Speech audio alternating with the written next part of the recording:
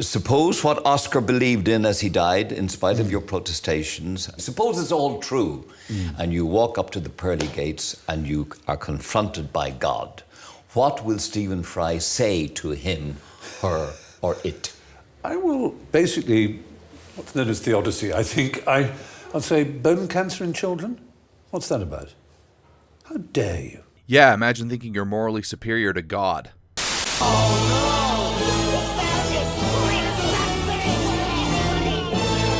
For many years, the problem of pain and evil seemed to me to offer an insuperable objection to Christianity. Either God could abolish them but did not, in which case, since he deliberately tolerated the presence in the universe of a state of affairs which was bad, I did not see how he could be good. Or, he wanted to abolish them but could not, in which case I did not see how he could be all-powerful. The dilemma is as old as St. Augustine, and nobody pretends that there is an easy way of escape. If you want to understand just how old the problem of evil is, Joad was paraphrasing Epicurus, and Epicurus probably wasn't the first guy to address it either. Theologians and philosophers to this day struggle to find an adequate answer to the question of why evil and suffering even occurs in the universe. Everybody from Plato to Buddha to the Pope to your grandmother has their own answer. If it's not the central question of human existence, it's certainly a close second. Now personally, I'm still not entirely sure where I stand on the issue, so unlike your grandmother, I will not claim to have the definitive answer here. But in this video, I hope to address some aspects of the question that I do think are worth talking about. We know suffering exists, we know that evil exists, so why does God allow it? In order to properly address this question, a distinction first has to be made between natural suffering and man-made evil. So let's cover that for a bit. Why does God allow us to do evil things?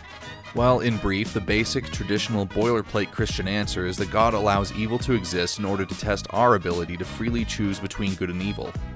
In Terry Gilliam's 1981 film Time Bandits, that you should totally watch by the way, a young boy named Kevin is taken from his neglectful parents on a wild adventure with a group of time-traveling dwarves who have stolen a map of time from God. You with me so far? This is relevant, I promise. In brief, the reason the dwarves are tearing around time in the first place is because they are greedily trying to get as rich as possible. Stinking rich.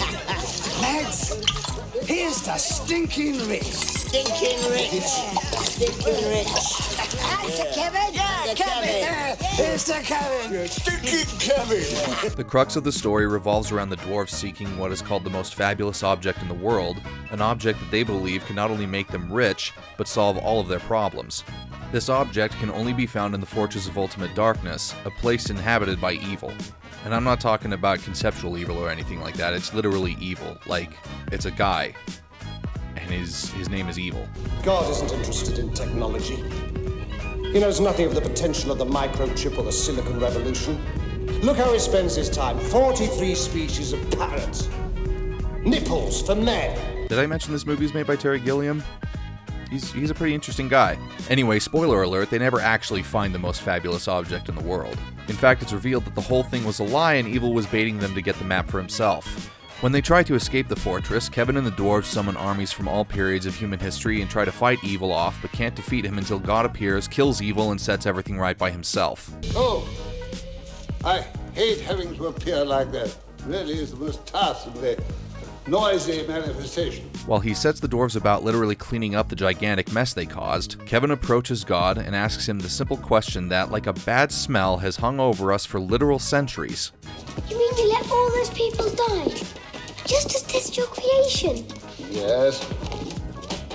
You really are a clever boy. Why did they have to die?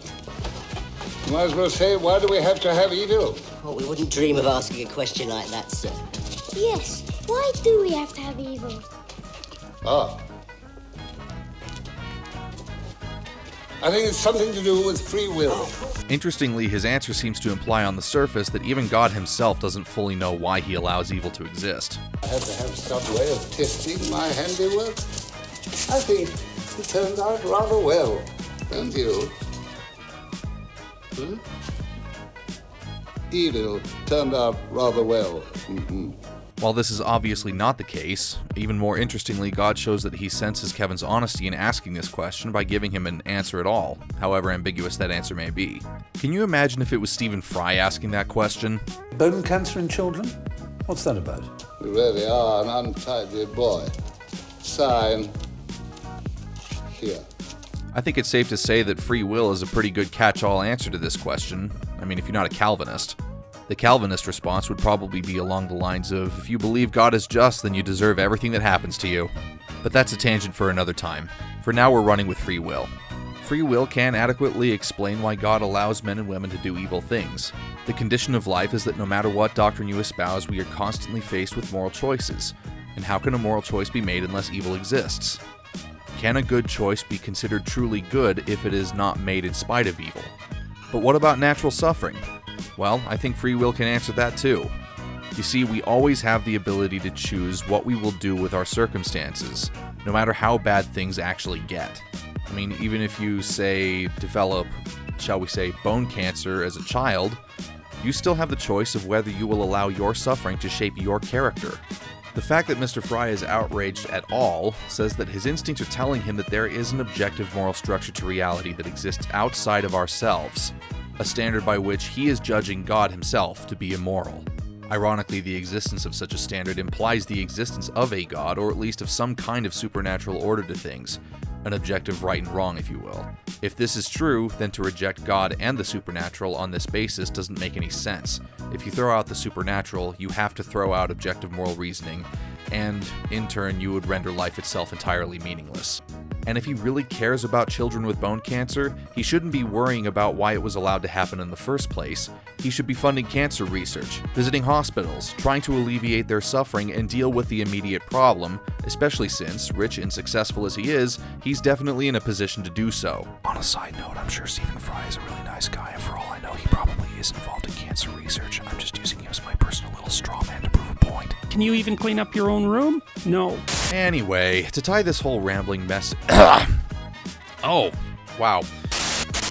To tie this whole rambling mess together, you need to watch Time Bandits, and also there's still the problem of evil.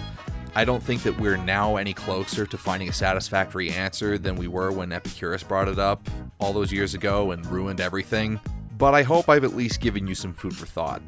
I really do believe that regardless of which god you choose to worship, or if you don't worship any god, surely we can all agree that regardless of where evil comes from, we are faced with a choice. Will we exercise our free will and act to relieve suffering in spite of our own? Anyway, Time Bandits. God literally kills evil. It's awesome. Go watch it.